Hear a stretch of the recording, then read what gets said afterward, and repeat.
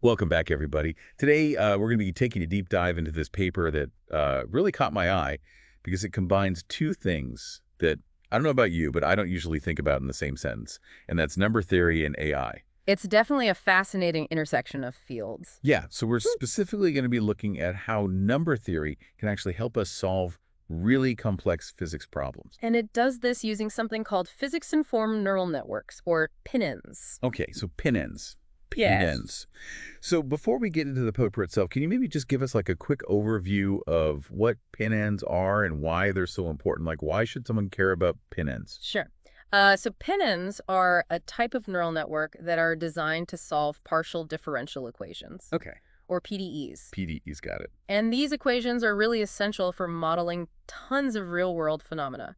Everything from like how fluids flow to how heat spreads to even how stock prices fluctuate. But solving them can be incredibly difficult and computationally expensive, especially when you're dealing with complex systems. Okay, so PNNs are like a shortcut for solving these really tough equations. Is that kind of what you're getting at? Exactly, yeah. They leverage the power of machine learning to approximate solutions to PDEs. Okay. And that can save us a lot of time and computing power. Right, so it's a very efficient way to deal with it. It is. That sounds incredibly useful. But I know that the paper that we're looking at today, it focuses on a specific problem with PNNs, and it's something called discretization error. What exactly is that, and why is it such a big deal? So discretization error arises because PNNs, like all computer simulations, can't represent continuous phenomena perfectly. Okay. So imagine trying to like model the surface of a calm lake, using a finite grid of points. You'll miss some of the subtle nuances of the water's surface, right? Right, it's not going to be perfect. Yeah, it's never going to be perfect. Okay, so the more points you use, the closer your model's going to get to reality. But that means more computing power, more resources. It's more expensive. Precisely. Yeah, okay. So there's always this trade-off. There's a trade-off. Got it. And that's where this paper comes in. Okay, here we go. It proposes a new method called Grid Lattice Training, or GLT. GLT. GLT, that's right. All right. That can dramatically reduce this discretization error Okay. without requiring a massive increase in computing power. So it sort of solves that problem of the trade-off. It does. That's amazing. Yeah. Okay, so GLT, I'm intrigued.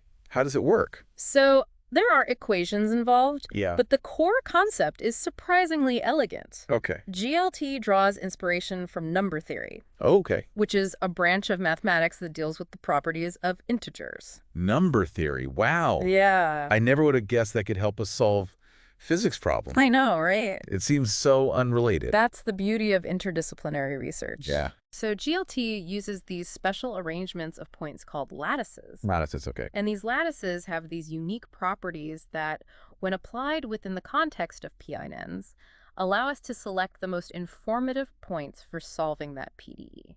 So instead of using a random or evenly spaced set of points, we're strategically choosing the ones that give us the most information for what we're trying to figure out. Exactly. Like we're being smart about it. Exactly. We're being very smart about it. Okay. And by using GLT, we can achieve the same level of accuracy with significantly fewer points compared to other methods. Wow. And that translates into faster computation times and the ability to tackle even more complex problems. That's a pretty big deal, especially for fields like climate modeling or drug discovery, where, even small improvements in accuracy and efficiency can have a huge impact on what you're trying to do. Absolutely. And the researchers didn't just propose this theoretically. They Right. put it to the test. Okay, good. They conducted a series of experiments comparing GLT to other commonly used methods, and the results were pretty remarkable. So tell me about some of those results. Yeah. What were some of the standout results that made you think, okay, this GLT method is really onto something? Yeah, so one experiment that really impressed me involved this classic problem known as Poisson's equation. Okay. And this equation, it pops up like everywhere, from electromagnetism to fluid dynamics. Wow, so it's a pretty important one to solve. Yeah, really important. And what's remarkable is that GLT needed like just 1/7 the number of points to get the same level of accuracy as the other methods. 1/7. That's a huge difference. It is. I can see why you're excited about this. Yeah, It seems like it could really revolutionize how we approach scientific computing. it has the potential. Yeah, and actually the researchers didn't stop there. They also tested GLT on a problem that really gets to the heart of what PNNs are good at, and that's system identification. Okay. System identification. That one sounds pretty complicated. What does that even mean? So imagine you're trying to figure out the inner workings of some complex machine, Okay. but you can only observe its inputs and outputs. Right. System identification is like reverse engineering that machine's blueprint based on those observations. Okay, so in this case, the machine is a physical system that is governed by a PDE, and we're trying to figure out the exact form of that equation based on limited data. Exactly. Okay. It's a tough problem. Yeah, I bet. But PANs, especially when they're enhanced with this GLT, can be surprisingly effective at it. What kind of results did they see with GLT on this system identification problem? Did it perform as well as it did with Poisson's equation? Even better in some cases. Really? Yeah. So they tested it on two different PDEs, the KdV equation and the Allen-Cahn equation. And in both cases, GLT significantly outperformed other methods, needing far fewer points to accurately, pinpoint the missing parameters of those equations. Wow. That's really impressive. It seems like GLT is a very versatile tool, but I know from experience that no method is perfect. Are there any limitations? Did they identify any limitations with GLT? That's a great question, yeah. So one limitation is that GLT works best when the problem can be represented on a rectangular grid. Sorry. If the domain of the problem is more, irregular or curved, things get a little bit trickier. Yeah, I could say. It's like trying to fit square pegs into round holes. Oh, right. So are there ways to work around this? Yeah, are there ways to get around that? Yeah, there are. One approach the author suggests is to use coordinate transformations to map that irregular domain onto a rectangular one. No, okay, so you're kind of like reshaping the problem to make it fit GLT. Exactly. Yeah. Okay, that makes sense. Are there any other limitations that we should keep in mind? Another factor that can affect GLT's performance is the smoothness of the solution. Okay. So if the solution to the PDE is really jagged or has these sharp discontinuities, GLT might not perform as well. So it's important to know about the problem that you're trying to solve before just assuming that GLT is going to be the best solution. Yeah. It's not like a one-size-fits-all solution, but it's a really powerful tool to have in your arsenal. And the great thing about this paper is that the authors are very upfront about both the strengths and the limitations of GLT, Right. which makes it even more valuable to the research community. That makes sense. Speaking of valuable tools, I want to circle back to something that you mentioned earlier, CPINs.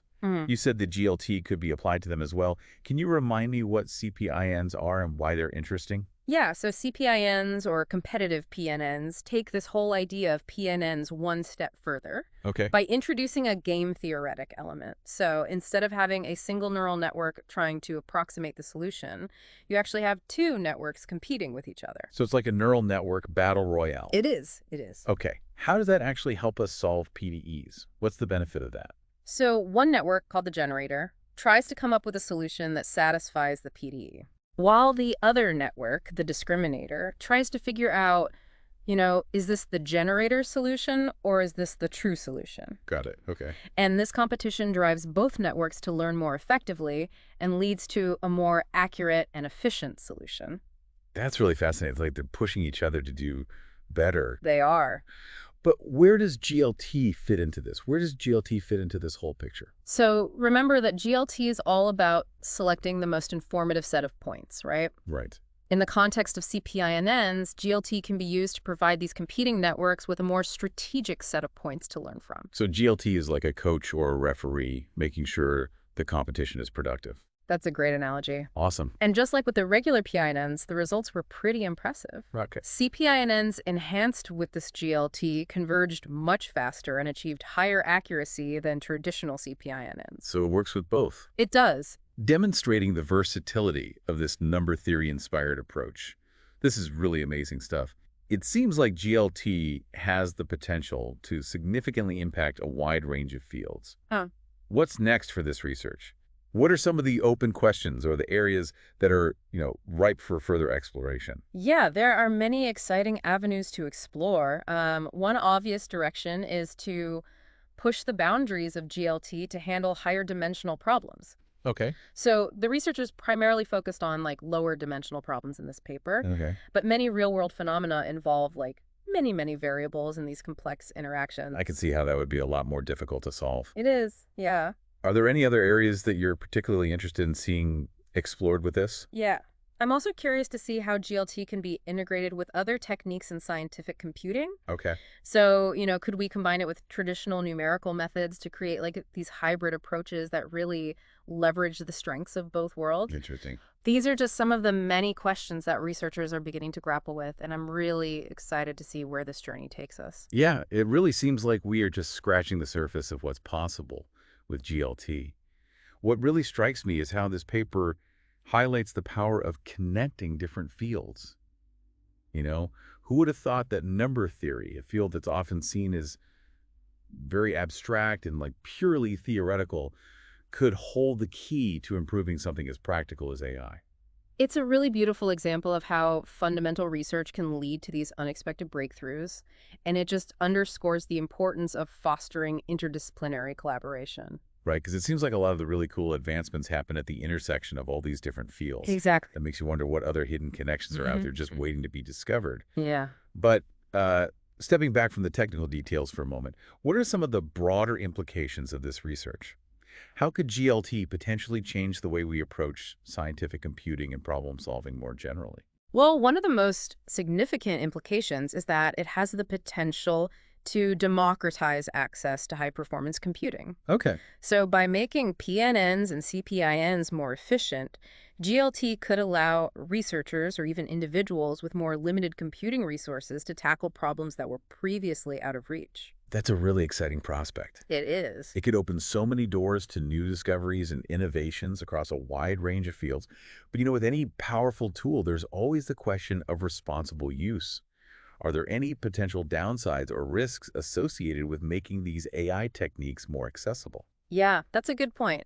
It's really important to be mindful of how these technologies are developed and deployed. Right. As AI becomes more powerful and more pervasive, we need to make sure that it's used ethically and for the benefit of society as a whole. Absolutely. Yeah. It's a conversation that we need to be having now, not after the fact. Right. But focusing on the positive, what are some of the areas where you see GLT having the biggest impact in the near future? I think GLT could be really transformative for fields that deal with complex systems and large data sets, like climate modeling, drug discovery, materials science, even finance. Yeah. Imagine being able to create these more accurate climate models or discover new drugs faster or design materials with unprecedented properties. All thanks to more efficient AI algorithms. Exactly. It sounds like we are really on the cusp of a new era of scientific discovery, powered by this convergence of AI and fundamental mathematics. Yeah, it's exciting. Any final thoughts you want to leave our listener with? The biggest takeaway for me is that curiosity and this willingness to explore seemingly unrelated fields can lead to extraordinary breakthroughs. Yeah. This paper is really a testament to the power of interdisciplinary thinking and the importance of staying open to new ideas. I love that. I think that's a great point to end on. Well, this has been an incredible deep dive into the world of number theory and AI. Yeah, it has. I feel like I learned a lot, and I'm sure our listeners did too. Thanks for joining us today. It's been my pleasure. Always happy to explore this fascinating world of knowledge. And to our listeners, keep exploring, keep learning, and who knows, maybe you'll be the one to make the next groundbreaking connection. Until next time.